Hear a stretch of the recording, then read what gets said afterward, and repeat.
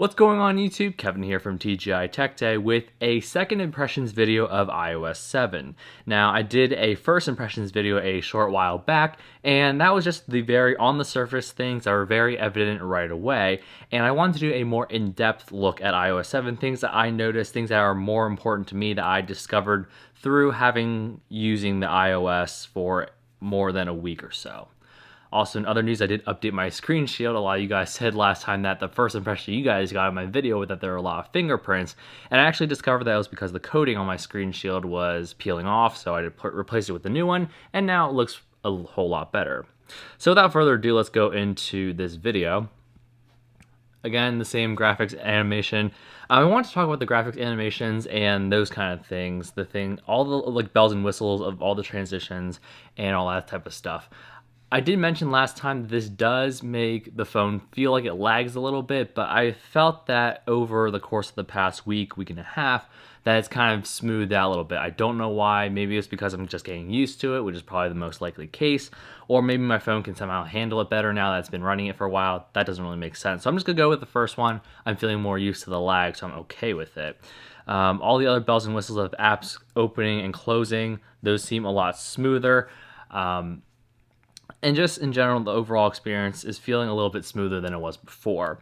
Now, with all these animations and with all the lag that I feel has gotten a lot better, does come some consequences, at least right now in the beta testing.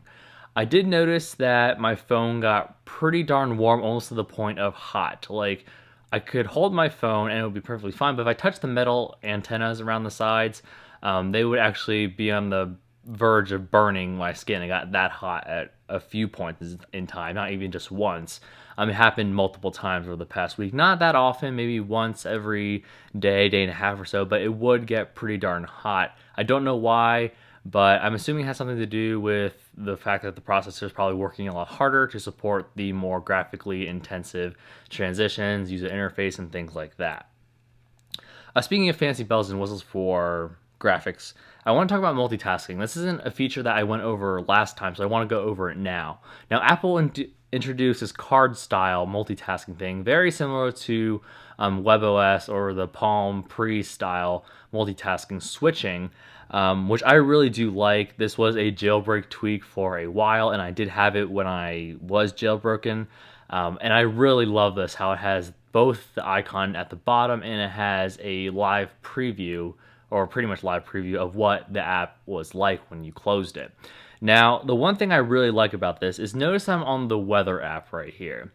And if I double click it, it'll automatically go to the next card in line. So let's say you're switching back and forth for some reason between notes and weather. You can double click and then you just tap it and it'll already be at weather. You don't have to double tap and then swipe over to get to the one that you want. If you're rapidly switching between two apps, let's say you're using this as reference for something and then you want to text it or something, or you want to write about it for whatever reason, you just the double tap and then it just goes right to the one that you were already at. So it's very handy, very convenient. I really like that Apple did that. Also, same style, if you want to remove something, just swipe up and that closes it. There's no more tapping, holding, and then clicking on all the X's to clear your apps out of the multitasking tray. There's also, this supports multiple swipes as well. So if you do like 2 fingers at a time, you'll notice you can clear, whoops, I did that wrong. You can clear 2 apps at once. So like this, you just pull and then you let go of 2. I'm pretty sure you can even do 3, but I'm not quite that talented yet. So I'll leave it at that. Another thing I noticed was with that specific application itself, and that was calendar. Now, I personally use my calendar on a very moderate level. I don't heavily base everything and put it in my calendar. I use it for things like appointments or very important things, events that are going on in my life, but I don't really heavily depend on it all that much. I don't really have a lot of events or appointments going on, so it's handy every now and then. But I did have a friend who really used her calendar a lot. Like, that was one of the apps that she must have and must use every single day because she inputs everything in here. And she loaded iOS 7 on her iPhone as well, and she went exploring, and obviously one of the first things she went to was the calendar. Now, I didn't really notice this because, again, I don't really use my calendar really heavily. I don't rely on it that much. She does, and she pointed this out to me, was that the calendar interface, while I did realize it did change a bit, it is rather confusing and not as ideal as I would have liked it to. It's still usable, of course. That's kind of Apple's thing, but it's just different, and it's different in this point. I think it's different in a bad way. Maybe they'll fix this with the future beta version of iOS 7, but this is beta 1, just for you guys who are watching this in the future, and beta 2 or multiple other betas might have come after this. This is beta 1. And one thing I noticed was that, or one thing my friend noticed, but then I noticed later, was that if you like go to the month mode. So here we have the month of June. Today is June 21st. You no longer have it condensed into like 3/4 of your screen, and then at the bottom you have like all your events if you click on a certain day. Also, if you look closer, maybe you won't be able to see this, but there are no dots under any of the days that you have events. That used to be a big thing, and that was very helpful to me. So I could look at my week, maybe on a Monday, look at my week and say, okay, maybe I have something on Tuesday, maybe something on Thursday, maybe something on Friday. I could just look at the little dots under the number days and then be able to say, hey, that is what I have that day. And if I wanted to see exactly what I had, I could just tap on the day, and then it would, on the bottom, it wouldn't move up to this day view like it does right now. It would just select that day on the calendar, and down below it would have a small list of events you could scroll through. It would have the time, which calendar you have it on, and the name of the event. So you can get a really quick glance at what your day or what your week looks like, or even your month, with a very, very minimal amount of taps. Now it's not quite so obvious, and this is something that I really do want to kind of, make sure you guys understand, because now, I didn't think this was annoying at first when my friend mentioned it to me, but now I kind of do. If you tap on a day, so let's say we're looking at the 18th, which was 3 days ago, you can no longer just see everything in a small convenient list and just scroll through the list. You have to scroll through this whole thing and then see what you have. So, for example, I had a doctor's appointment at 10:30 on Tuesday. If I had something that was at like 10:30 in the morning like this, and I had something that I'd say like 7 in the evening, I would have to scroll all the way from here to around here so I could see it. But on the previous style calendar, if you tapped on the 18th, it would just show below and have all your events in a continuous line, but it would still show you the times, and that was very convenient.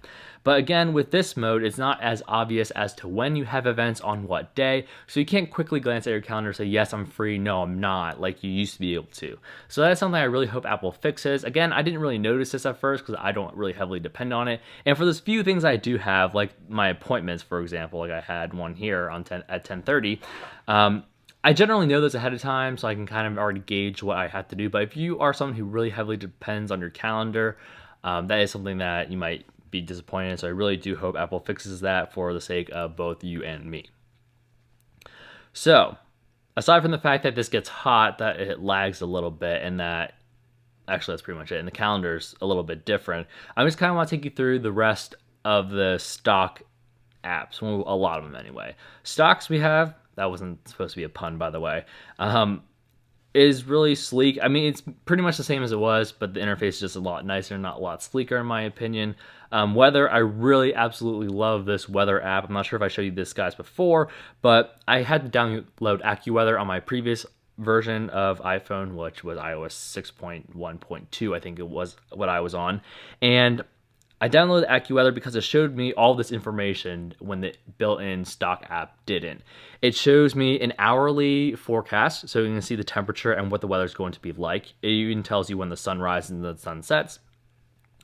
It'll tell you how your week is looking. So right here, you have a quick glance at your week, the highs and the lows. And up here, you have the current temperature. If you tap the current temperature, it gives you more information like humidity, the wind speed and direction, the chance of precipitation or rain, and the heat index, or whatever you call it, the real feel.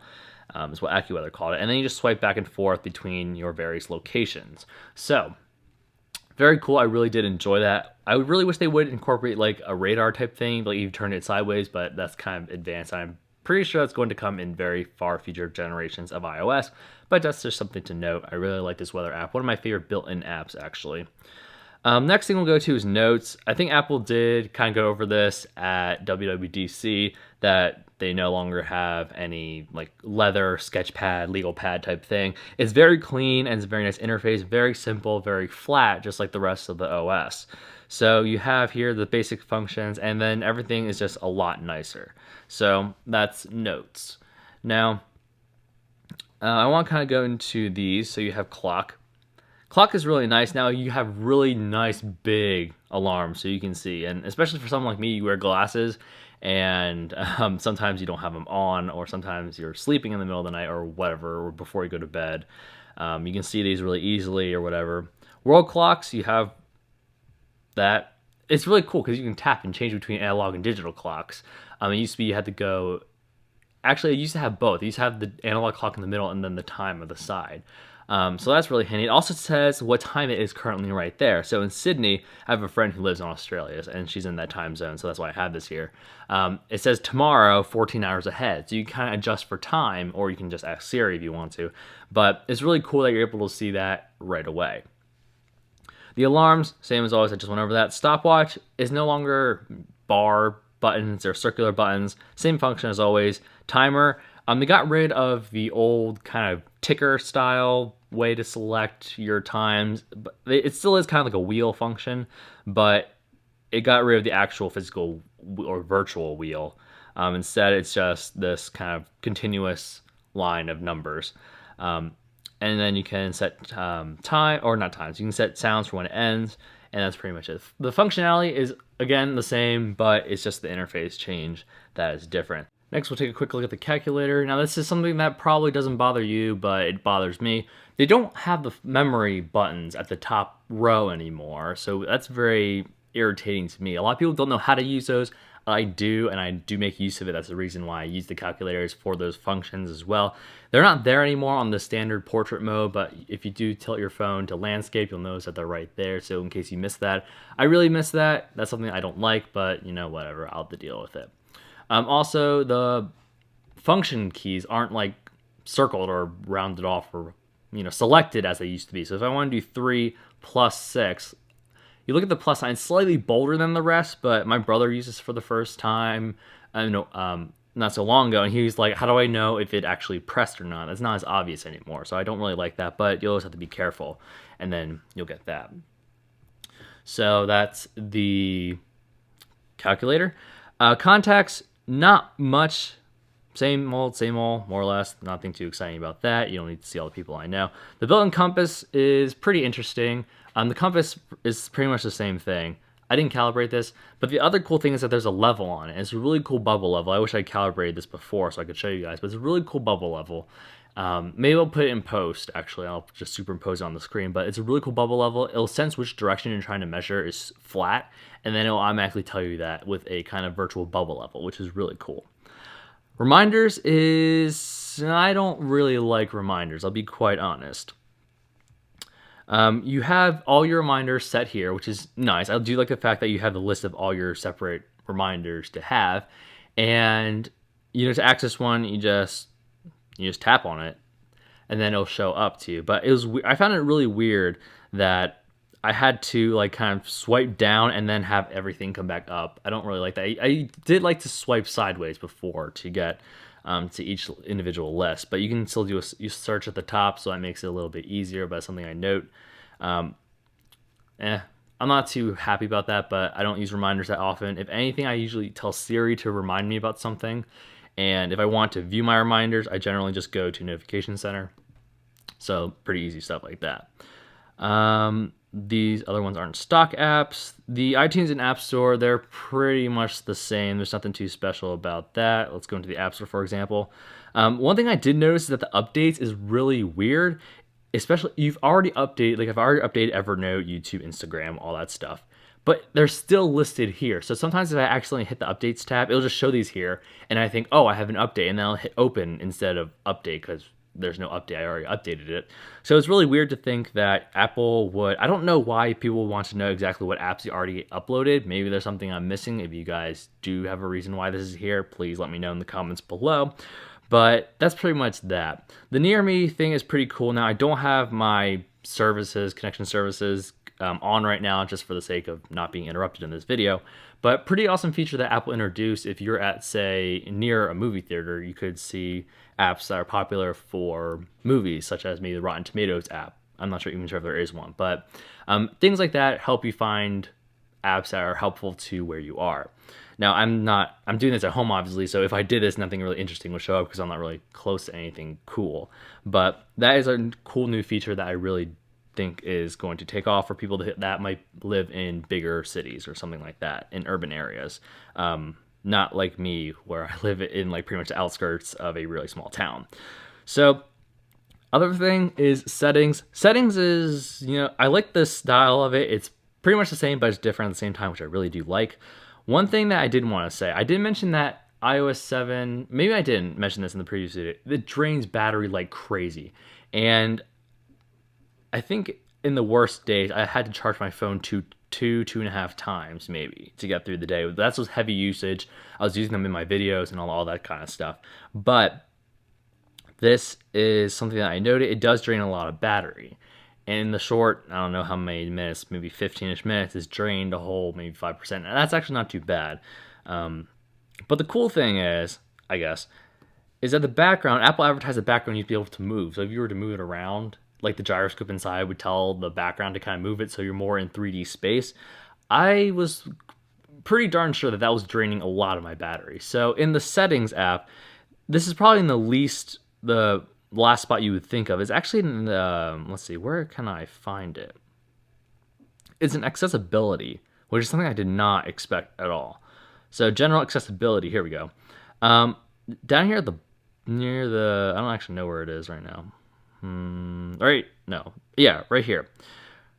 In accessibility, reduce motion. You want to turn that on because that reduces, or that like takes away some of the function of the gyroscope for when you tilt your phone. The background doesn't shift around as much, which is really nice considering that any less, graphics you have to make your phone work at, the better your battery life is going to be. That's something that I found it to be very helpful. And even though I turned it off, my battery does still drain relatively quickly, but it's definitely not as bad as it was. I know my friend who I helped load iOS 7 onto her phone complained all the time that her battery was dying like crazy. And she wasn't even doing anything really. She was just listening to some music and it was dying like nothing else. So that's something you can do if you want to help your battery life a little bit on iOS 7. Everything else is pretty much self-explanatory. That pretty much does it for the built-in apps. FaceTime, new app. I don't really think I'll use this a lot. Mainly because if I really want to, I can tell Siri first of all. And I normally just go into phone and then contacts or something like that. And then find a contact and then hit FaceTime if I want to. I don't really FaceTime that often anyway, so it doesn't really affect me. But that is that. So that is the closer look at iOS 7, my second impressions. I did read an article fairly recently on the internet saying that Beta 2 should be out sometime in the next few days. So once Beta 2 does come around, I will be sure to make a video, load it onto my phone, if I can that is, and then explain the differences, see what's improved, what Apple says improved, and other things I might notice within the user interface. So thanks for watching, guys. This has been, again, my second impressions of iOS 7. Please tell me what you guys think in the comments below. Thanks for watching, guys. Please feel free to rate, comment, and subscribe for more content in the future, and I'll see you guys in the next video.